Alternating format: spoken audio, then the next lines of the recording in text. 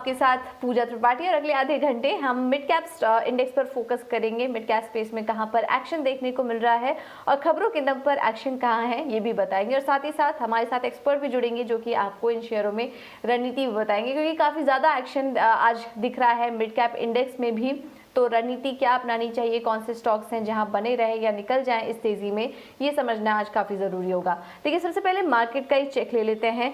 बाजार देखिए काफी अच्छा मोमेंटम आज देखने को मिल रहा है मार्केट में, और इस वक्त बीच में थोड़ा करेक्शन आया था लेकिन निचले स्तरों से फिर से एक अच्छी रिकवरी देखने को मिली। और निफ्टी देखिए अब इस वक्त 100 अंक ऊपर है, सेंसेक्स 420 अंकों की मजबूती यहाँ पर देखने को मिल रही है, और बैंक निफ्टी भी 170 अंक ऊपर इस वक्त कारोबार कर रहा है। चढ़ने वाले शेयरों में आज निफ्टी में है टेक महिंद्रा, एल&टी, बजाज फिनसर्व, इन्फोसिस और विप्रो। आज आईटी शेयरों में काफी अच्छा मोमेंटम बना हुआ है और देखिए अच्छी तेजी यहाँ पर आज देखी जा सकती है। वहीं लूजिंग साइड पे बात करें तो आईटीसी, आइशर, अल्ट्राटेक, टाइटन, डिवीज लैब आज यहाँ पर काफी ज्यादा कमजोरी देखने को मिल रही है। टाइटन देखिए आज काफी कमजोर है, 2.5% नीचे आज स्टॉक कारोबार कर रहा है।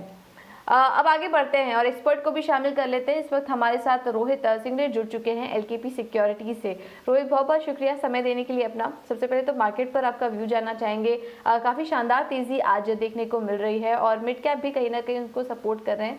बीच में हालांकि ऊपरी स्तरों से थोड़ा करेक्शन यहाँ पर देखा जा सकता है मिड कैप इंडेक्स की अगर बात करें तो क्या लग रहा है आपको अब जो बाकी का दिन बचेगा, किन लेवल्स पर आज आप क्लोजिंग देख रहे हैं?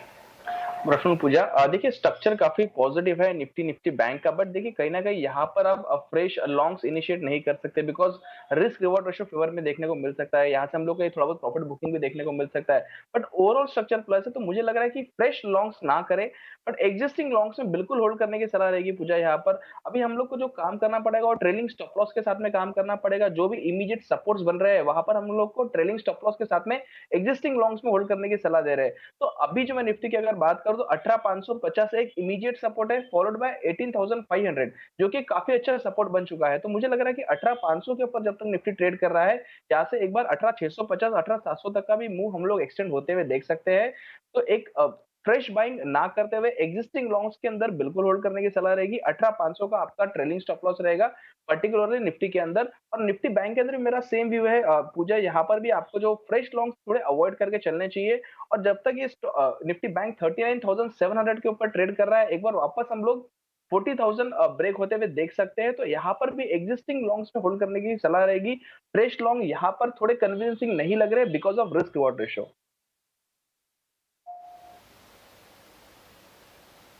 बिल्कुल। तो फ्रेश लॉन्ग करने की राय निफ्टी या बैंक निफ्टी में नहीं दी जा रही है। एग्जिस्टिंग पोजीशन अगर आपको रखनी है आप होल्ड करके रखिए। ट्रेलिंग स्टॉप लॉस भी आपको सुझा दिया गया है। आगे बढ़ते हैं और मिड कैप में आज कहां पर एक्शन है ये भी समझ लेते हैं। ये बताने के लिए मेरे साथ शरद अब जुड़ चुके हैं। शरद, गुड आफ्टरनून। बताइए आज मिड कैप में बजिंग स्टॉक्स कौन कौन से हैं? गुड आफ्टरनून पूजा। तो मिड कैप स्पेस भी थोड़ी वॉलेटाइल हो गई थी, हल्की सी करेक्शन देखने मिली थी थोड़ी देर पहले, लेकिन अच्छी एक रिकवरी भी आई है।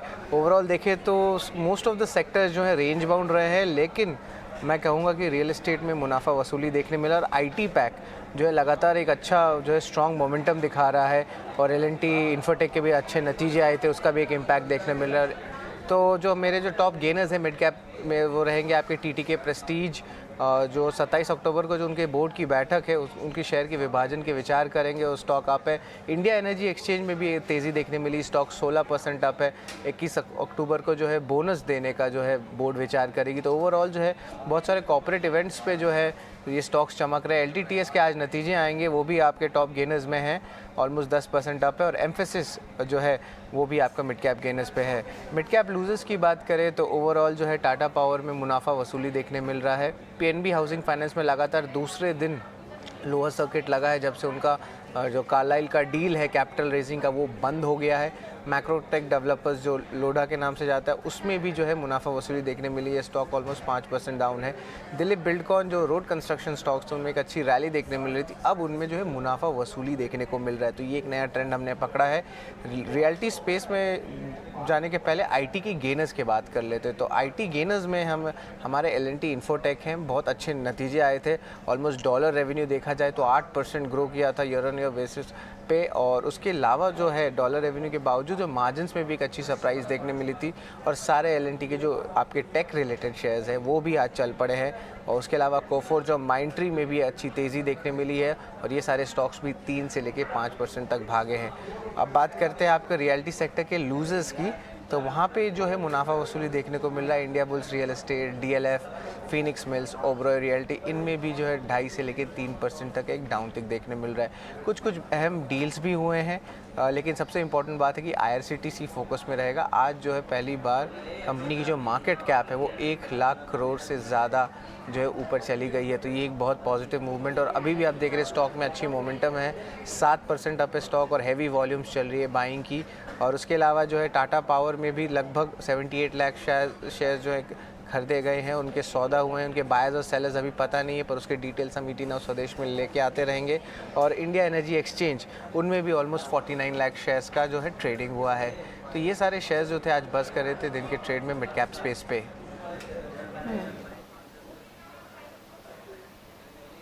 बिल्कुल, बहुत बहुत शुक्रिया शरद ये सारी डिटेल्स देने के लिए। तो शानदार तेज़ी बन रही है, कुछ इंडा स्पेस में तो लगातार ही तेज़ी का मोमेंटम बना हुआ है। IRCTC market cap 1 lakh crore के पार निकल चुका है, और टाटा पावर और आईएस में भी कुछ बड़े सौदे देखने को मिले हैं, तो इन पर भी हमारी नज़र बनी रहेगी। लेकिन अब कुछ स्टॉक्स पर भी यहाँ डिस्कशन कर लेते हैं, और रोहित आपके पास आना चाहेंगे। इसमें सबसे पहला जो आज मिड कैप में सबसे ज़्यादा जहाँ पर अच्छी तेज़ी देखने को मिल रही है वो है टीटीके प्रेस्टीज। यहाँ पर शानदार मोमेंटम बना हुआ है, बोर्ड की बैठक होगी जिसमें कि शेयर विभाजन को लेकर कुछ फैसला निकल कर आ सकता है, तो इस वजह से आज हम देख रहे हैं कि टीटीके प्रेस्टीज आज काफ़ी दौड़ लगा रहा है। क्या राय देंगे इस स्टॉक में? ये जो तेज़ी आई है, जो ट्रेडर्स थे, बने रहना चाहिए स्टॉक में या निकल जाए?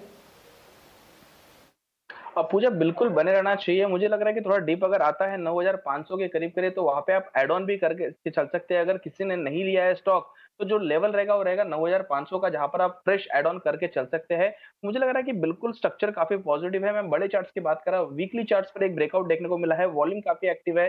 मुझे लग रहा है कि जब तक ये स्टॉक 9,300 के ऊपर ट्रेड कर रहा है, 9,300 थोड़ा पोजीशन लिया इसमें बात कर रहा हूँ, तब तक ये स्टॉक में दमखम है कि यहाँ से 11,000 के लेवल भी हम लोग को देखने को मिल सकते हैं। तो एग्जिस्टिंग लॉन्ग्स बिल्कुल होल्ड करके चलिए। कोई भी डिप आती है 9,500 के पास, वापस हम लोग ऐड ऑन करने के बारे में सोचेंगे। और आपका जो ओवरऑल स्टॉप लॉस रहेगा 9,300 का रहेगा, और मेरा जो पहला टारगेट रहेगा 11,000 रुपए का रहेगा।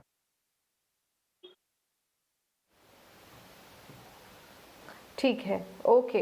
तो ये राय टीटीके प्रेस्टीज में आपको दे दी गई है। शानदार तेज़ी आज हम देख रहे हैं स्टॉक में देखने को मिल रही है। अगला स्टॉक जहाँ पर कि अच्छा मोमेंटम बन रहा है उसमें देखिए आईईएक्स, कुछ बड़े सौदे भी हुए हैं, करीब करीब 50 लाख शेयरों के बड़े सौदे यहाँ पर देखने को मिले हैं आईईएक्स में। और आज स्टॉक में देखिए 15% की मजबूती के साथ आज ये स्टॉक कारोबार कर रहा है। 956 का डे हाई पे आज अपना उच्चतम स्तर भी छुआ, 52 वीक हाई भी बनाया 956 के लेवल्स पर। क्या लग रहा है आपको रोहित, चार्ट्स कैसे लग रहे हैं? अब ये नया हाई भी बना चुका है, अब और कितना ऊपर जा सकता है ये शेयर? काफी स्ट्रांग है मोमेंटम पूजा यहाँ पर, बट मुझे लग रहा है कि देखिए रिस्क रिवॉर्ड रेशियो फेवर में नहीं रहेगा। अगर किसी को फ्रेश लेना है, हम लोग को डीप का इंतजार करना पड़ेगा। मुझे लग रहा है कि एक्जिस्टिंग लॉन्ग्स को बिल्कुल होल्ड करने की सलाह है यहाँ पर। और इमीडिएट बेसिस में मुझे लग रहा है कि अगर आपको किसी को ट्रेलिंग स्टॉप लॉस चाहिए रहेगा, तो वो रहेगा 900 रुपए का। 900 रुपए का एक बेस इंट्राडे के लिहाज से बन चुका है। तो मुझे लग रहा है कि जब तक 900 के ऊपर ट्रेड कर रहा है, वापस हम लोग को फ्रेश हाई ब्रेक होते हुए दिख सकते हैं। बट एक्जिस्टिंग लॉन्ग्स में होल्ड करने की सलाह रहेगी, फ्रेश लॉन्ग थोड़े अवॉइड करना चाहिए। बिकॉज एक ये ऑलमोस्ट मोर देन डबल हम लोग ने देखा है लास्ट 3-6 महीने के अंदर। तो मुझे लग रहा है कि यहाँ पर रिस्क रिवॉर्ड रेशियो ज्यादा फेवर में नहीं है फ्रेश लॉन्ग्स के लिए। एग्जिस्टिंग लॉन्ग्स होल्ड करके चलिए। टारगेट जो रहेंगे वो रहेंगे 955 980 के, और आपका जो स्टॉप लॉस रहेगा इमीडिएट बेसिस पे 900 रुपए का रहेगा पूजा।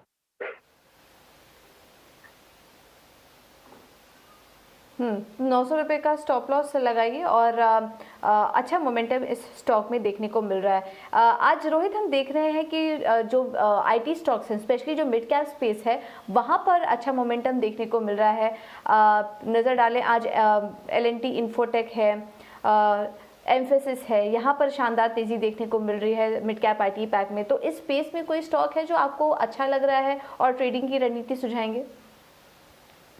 बिल्कुल पूजा, जो मेरे आज के जो पीक्स रहेंगे वो यही सेक्टर से रहेंगे। एक ऑलरेडी एक स्टॉक जो था मेरा ओएफएस, जो मुझे रिकमेंड करना था, उसमें काफी अच्छा एक मूव आ चुका है। अब मुझे लग रहा है कि देखिए ओएफएस यहाँ पर भी आप ले सकते हैं, करंट लेवल्स पर भी। आपका जो स्टॉप लॉस रहेगा थोड़ा, मैंने जो 4,900 का स्टॉप लॉस रिकमेंड किया था जब 5,000 का भाव था, ऑलरेडी ये स्टॉक थोड़ा 51-40 मार के आ गया। तो मुझे लग रहा है अभी जो आपका ट्रेलिंग स्टॉप लॉस रहेगा वो 5,000 का रहेगा। 5,000 के स्टॉप लॉस से मुझे लग रहा है कि अभी भी यहाँ से एक 5200-5300 रुपए तक का मूव हम लोग को देखने को मिल सकता है। तो ओएफएसएस मेरा पहला पिक रहेगा। सेकंड पिक भी मेरा सेम आईटी मिड कैप से रहेगा, जो रहेगा परसिस्टेंट। परसिस्टेंट के अंदर भी हम लोग को फ्रेश ब्रेकआउट्स देखने को मिला है। लास्ट 3 दिन के हाई ब्रेक होते हुए दिखे, और हम लोगों ने देखा है कि आईटी पैक के अंदर एक काफी अच्छा ट्रैक्शन है। तो यहाँ पर मुझे लग रहा है कि मिस आउट नहीं करना चाहिए, आईटी स्टॉक्स पर ध्यान रखकर चलना चाहिए। वॉल्यूम के साथ में ब्रेकआउट देखने को मिल रहे हैं, जो कि काफी इंपॉर्टेंट होते हैं टेक्निकली। तो मुझे लग रहा है कि यहाँ पर आपको परसिस्टेंट बाय करने की सलाह रहेगी। थोड़ा पोजिशन लिहाज पर रहेगा। 4100 रुपए का आपका जो रहेगा स्टॉप लॉस रहेगा। मुझे लग रहा है कि यहाँ से 4600 4800 के टारगेट्स आपको देखने को मिल सकते हो। तो कम से कम 10 से 12% का मूव मैं एक्सपेक्ट करके चल रहा हूँ परसिस्टेंस के अंदर भी। तो आपको एक रिस्क रिवॉर्ड रेशियो काफी फेवर में है। इसके रिजल्ट्स भी आने रहेंगे 26 तारीख को, तो वो भी आपको ध्यान में रखना है। बट आपका जो फिक्स स्टॉप लॉस रहेगा वो रहेगा 4100 का। तो ओएफएसएस और परसिस्टेंस, ये दो स्टॉक मेरे रहेंगे पूजा, आईटी मिड कैप्स में। बिल्कुल, तो परसिस्टेंस में 4800 तक के लेवल्स भी देखने को मिल सकते हैं, लेकिन ध्यान रखिए क्योंकि नतीजे भी आने वाले हैं, तो स्ट्रिक्ट स्टॉप लॉस के साथ यहाँ पर ट्रेडिंग करने की राय आपको दी जा रही है। उसके अलावा ओएफएसएस भी अच्छा लग रहा है आज आईटी स्पेस से, जहाँ पर की खरीदारी करने की राय आपको दी जाएगी। लेकिन एक स्टॉक मिड कैप स्पेस है जहाँ पर कि आज काफ़ी ज़्यादा कमजोरी देखने को मिल रही है, और वो है पीएनबी हाउसिंग फाइनेंस। और लगातार दूसरा दिन है हम देख रहे हैं लोअर सर्किट देखने को मिल रहा है। इस स्टॉक में एक डील भी रद्द हो चुकी थी कार्लाइल के साथ, 4,000 करोड़ रुपए जुटाने की योजना थी, लेकिन वो रद्द हो गई है। और अब सूत्रों के हवाले से खबर आ रही है कि पीएनबी हाउसिंग फाइनेंस एक राइट्स इशू भी लेकर आ सकती है। पूरी डिटेल्स के लिए चलते हैं, मेरे सहयोगी अंकुर मिश्रा मेरे साथ जुड़ चुके हैं। अंकुर, आप बताइए पीएनबी हाउसिंग फाइनेंस से जुड़ी क्या डिटेल्स हैं आपके पास? जी हाँ, पीएनबी हाउसिंग फाइनेंस जो कि पूंजी जुटाने के कई रास्तों पर विचार कर रहा है। हमें जो जानकारी मिली है सूत्रों के मुताबिक कि वो राइट्स इशू ला सकता है, और जो ये राइट्स इशू का साइज हो सकता है वो करीब 1500 से 2000 करोड़ रुपए के आसपास हो सकता है। आपको याद होगा कि पीएनबी हाउसिंग फाइनेंस ने पिछले ही हफ्ते अपनी जो प्रेफरेंशियल इशू से पूंजी जुटाने की योजना थी उसको रद्द कर दिया था, क्योंकि बहुत सारे लीगल हर्डल्स थे उसमें। वो जब प्रेफरेंशियल इशू मई के महीने में लेके आए थे, उसके बाद स्टॉक में मूवमेंट हुआ, और कई सारे जो प्रॉक्सी एडवाइजरी फर्म्स थी उन्होंने सवाल खड़े किए, और उसके बाद जो सेबी मार्केट रेगुलेटर है उन्होंने एक पत्र भेजा था पीएनबी हाउसिंग फाइनेंस को, और इसके बाद ये मामला फिर फाइनली पीएनबी हाउसिंग सैट में गया, और अभी ये सुप्रीम कोर्ट में लंबित है। लेकिन उस समय जो गंभीर सवाल उठाए गए थे पीएनबी हाउसिंग फाइनेंस से, उनमें से एक ये था कि आप प्रेफरेंशियल इशू पे क्यों गए, आप राइट्स इशू पे क्यों नहीं गए, कि जो एग्जिस्टिंग निवेशक हैं उनको भी मौका मिलता है इसमें। तो अभी ऐसा लगता है कि वो कोर्स करेक्शन के मोड में है, और राइट्स इशू पर विचार हो सकता है। ये जो विचार होगा वो अगली बोर्ड बैठक में हो सकता है। हालांकि हमें यह भी पता चला है कि इस बार शायद सिर्फ एक इशू से वो पैसे जुटाने की बजाय वो कई सारे माध्यम चुन सकते हैं, उनमें से राइट्स इशू पर विचार डेफिनेटली होगा, और ये अगली बोर्ड बैठक में इस पर फैसला हो सकता है।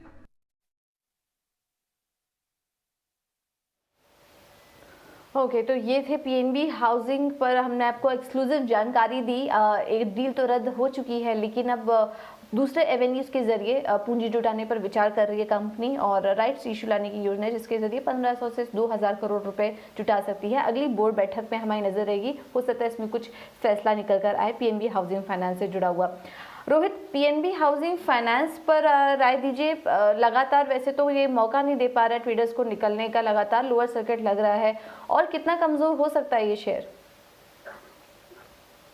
पूजा देखिए, इसमें अगर मैं सपोर्ट्स की बात करूं तो इसके जो सपोर्ट्स निकल कर आ रहे हैं, कई करीब करीब 550 के करीब करीब सपोर्ट है। उसके नीचे अगर ब्रेक होता है तो फिर 500 रुपए तक की सपोर्ट मुझे देखने को मिल रहे हैं चार्ट्स पर। मुझे लग रहा है कि यहाँ पर आपको थोड़ा वेट एंड वॉच करना चाहिए।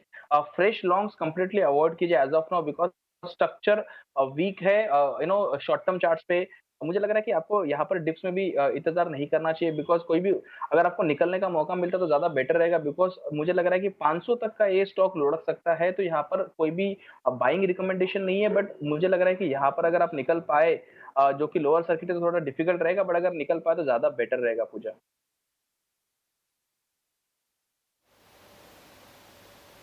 ठीक है। तो ये रहा पीएनबी हाउसिंग फाइनेंस पर आपको दे दी गई। चलिए अब फोकस करते हैं कुछ नतीजों पर।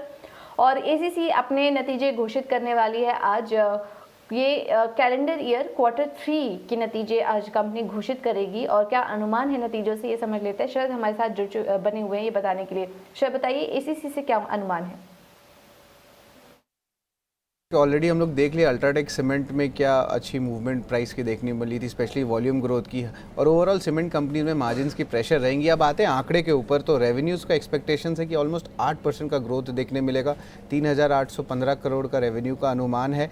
एबिटा में भी जो है माइल्ड जंप देखने मिलेगा, आप कह सकते हैं ऑलमोस्ट सपाट रहेगा ग्रोथ के हिसाब से। पैट में रहेगा 12% का ग्रोथ, और जो मार्जिन्स है, मार्जिन्स में एक टाइप से मार पड़ सकती है 110 बेसिस पॉइंट्स की अगर आप ईयर ऑन ईयर बेसिस पे लिए। एक्सपेक्टेशंस मार्जिन की ऑलमोस्ट 17.8% है, और जो वॉल्यूम्स है वो ऑलमोस्ट 6.7 मिलियन टन पे। अब इन नतीजे के बारे में इनके क्या फैक्टर्स हो सकते हैं, ये बहुत इंपॉर्टेंट है। तो सेक्टर को ओवरऑल एक अच्छी रिकवरी मिली थी सेकेंड वेव के बाद, आप जून या जुलाई को ले लीजिए। लेकिन जो मिड अगस्त और अक्टूबर में जो हमने देखा, स्पेशली आपके सितंबर में भी जो मानसून सीज़न आई है, उससे क्या है सीमेंट के डिमांड पे एक टाइप से दबाव देखने को मिला। नोमुरा के एक रिपोर्ट में सितंबर के ही महीने में जो सीमेंट की डिमांड है वो लगभग 5 से लेकर 10% तक ईयर ऑन ईयर बेसिस में ऑलरेडी घट चुकी थी। और उसके अलावा जो है वॉल्यूम अगर ओवरऑल देखें ईयर ऑन ईयर बेसिस पे, तो ऑफकोर्स जो लो बेस देखा गया है, तो उसके कारण volume numbers, top line numbers companies के, सीमेंट कंपनीज़ के ओवरऑल एक अच्छे जो है व्यू प्रेजेंट करेंगे। और आपका जो ग्रॉस मार्जिन है वो ईयर ऑन ईयर बेसिस पे स्टेबल रहेंगे, लेकिन जो क्वार्टर ऑन क्वार्टर बेसिस पे है उनमें थोड़ी सी प्रेशर आ सकती है। अब ये प्रेशर क्यों आएगी, तो ये प्रेशर आएगी क्योंकि जो पेटकोक प्राइसेस हैं, जो आप सीमेंट जब आप मैन्युफैक्चर करते हैं आपको एनर्जी लगती है, तो एनर्जी कॉस्ट प्राइसेस बढ़े हैं, पेटकोक प्राइसेस बढ़े हैं, और ऑलमोस्ट वो 22% बढ़ चुके हैं ईयर ऑन ईयर बेसिस पे। तो अभी इम्पॉर्टेंट क्या होगा कि जो मैनेजमेंट की गाइडेंस क्या है कॉस्ट सेविंग को लेके, और उसके अलावा कैसे वो इनपुट कॉस्ट क्या वो पास ऑन करेंगे कि नहीं, क्योंकि अभी तक जो है ज़्यादा इनपुट कॉस्ट पास ऑन नहीं हुआ है। लगभग 1.5 से लेकर 2% तक प्राइस हाइक्स देखने मिला है हमारे एनालिसिस के दौरान। तो ये बहुत इंपॉर्टेंट होगी गाइडेंस की, कैसे प्राइस हाइक्स जो होती है इनपुट प्राइस के राइज के लिए, उसके लिए। तो ओवरऑल जो है ये सारे हमारे फैक्टर्स रहेंगे एसीसी सीमेंट के नतीजे के ऊपर।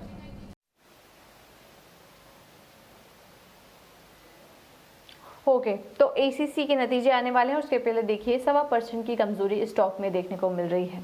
अब एक और स्टॉक के बारे में बात करते हैं, और वो है IRCTC, जो कि रुकने का नाम ही नहीं ले रहा है। और आज कंपनी का जो मार्केट कैप है वो 1 लाख करोड़ के भी पार निकल चुका है। ऐसे में एनॉक वेंचर्स के विजय चोपड़ा से हमने बात की, और उनका कहना है कि IRCTC में अच्छी तेजी हो चुकी है, अब इसमें मुनाफा वसूली करने का समय है। जी देखिए, जिस तरीके से बाजार में तेजी देखने को मिली है, मुझे लगता है कहीं ना कहीं जो वैल्यूएशंस हैं थोड़ी इर्रेशनल हो गई हैं, और ऐसा मार्केट्स में होता नहीं है कि इतना इर्रेशनल वैल्यूएशंस हो। तो मार्केट हमेशा रैशनलाइज करता है वैल्यूएशंस को, और मार्केट में एक सोबेरिटी आना जरूरी है, सोबर होना जरूरी है मार्केट को, क्योंकि रोज रोज 150-200 पॉइंट निफ्टी ऊपर जाना, ये चीजें ठीक नहीं है, मार्केट को कहीं ना कहीं अनहेल्दी बना रही है। तो मार्केट में अगर एक हेल्दी करेक्शन होता है, मैं दोबारा बोल रहा हूँ, क्रैश नहीं है, करेक्शन है, मैं डरा नहीं रहा हूँ, मगर लोगों को कॉशियस होने का मैं अलार्म बजा रहा हूँ। और कुछ समय हो गया है मुझे ये बात बोलते हुए कि कॉशियस रहने में कोई बुराई नहीं है। जो ओवर वैल्यूड हैं, जो स्ट्रेस्ड वैल्यूएशंस हैं, उनसे निकलकर आप थोड़ी सी अंडर वैल्यूड स्टोरीज में आ सकते हैं। इवन आज आईटीसी जैसा स्टॉक 5% गिरा हुआ है, तो जो बिल्कुल भी ओवर वैल्यूड नहीं है। तो सोचिए कि किस प्रकार से प्रॉफिट बुकिंग होती है। तो जहां पर बड़े बड़े फंड्स इन्वॉल्व हैं, इंस्टीट्यूशंस इन्वॉल्व हैं, हमें कई बार रिटेल इन्वेस्टर्स को समझ नहीं आता कि सडनली कोई स्टॉक या बाजार क्यों गिर गया। जैसे अभी अच्छा खासा तेजी करता हुआ बाजार एकदम से नेगेटिव टेरिटरी में आ गया।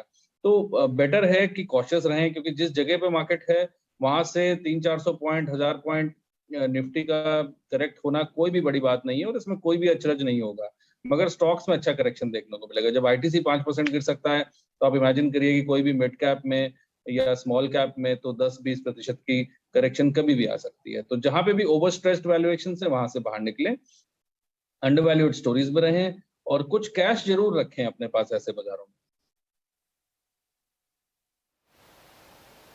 बिल्कुल, तो थोड़ा कॉशियस रहने की सलाह दे रहे हैं इस वक्त विजय चोपड़ा आईआरसीटीसी में। एक बार रोहित आपसे भी समझना चाहेंगे, आईआरसीटीसी देखिए मिड कैप श्रेणी में हम इसको गिनते थे, लेकिन अब धीरे धीरे 1 लाख का मार्केट कैप भी क्रॉस कर गया, बहुत ही तेज़ी से क्रॉस किया है और अब लार्ज कैप की श्रेणी में ये शेयर आता जा रहा है। क्या लग रहा है आपको, ये जो मोमेंटम है इससे डरने की ज़रूरत है क्या? क्योंकि आज भी 7% देखिए ऊपर है, जो तेज़ी आई है इसको एंजॉय करें हम या फिर अभी फिलहाल सतर्क हो जाए आईआरसीटीसी में? पूजा देखिए यहाँ पर अगेन द सेम स्ट्रैटेजी हम लोग को यूज करके चलना पड़ेगा, जो कि रहेगी ट्रेलिंग स्टॉप लॉस की। बिकॉज हम लोग ने देखा है कि ऐसे आईएक्स और आईआरसीटीसी इसके अंदर एक अनगिनत बढ़त हम लोग ने देखने को मिली है आफ्टर ब्रेकआउट्स। तो मुझे लग रहा है कि देखिए यहाँ पर नो डाउट कि थोड़े ओवरबॉट जोन में ट्रेड कर रहा है स्टॉक, बट कहीं ना कहीं हम लोग ये भी रूल आउट नहीं कर सकते कि ओवरबॉट में भी काफी अच्छा परफॉर्मेंस दिखाया है। तो मुझे लग रहा है कि सबसे जो बेस्ट स्ट्रैटेजी रहेगी यहाँ पर वो रहेगी ट्रेलिंग स्टॉप लॉस की। फ्रेश लॉन्ग्स डेफिनेटली यहाँ ये लेवल्स पर करना नहीं चाहिए। एग्जिस्टिंग लॉन्ग में आपको 6,000 रुपए का जो है एक इमीडिएट बेसिस पे बेस बन चुका है। तो 6,000 का लेवल जब तक ये होल्ड कर रहा है स्टॉक, आपको एक बार 6,500 6,700 तक का भी मूव पॉसिबल हो सकता है।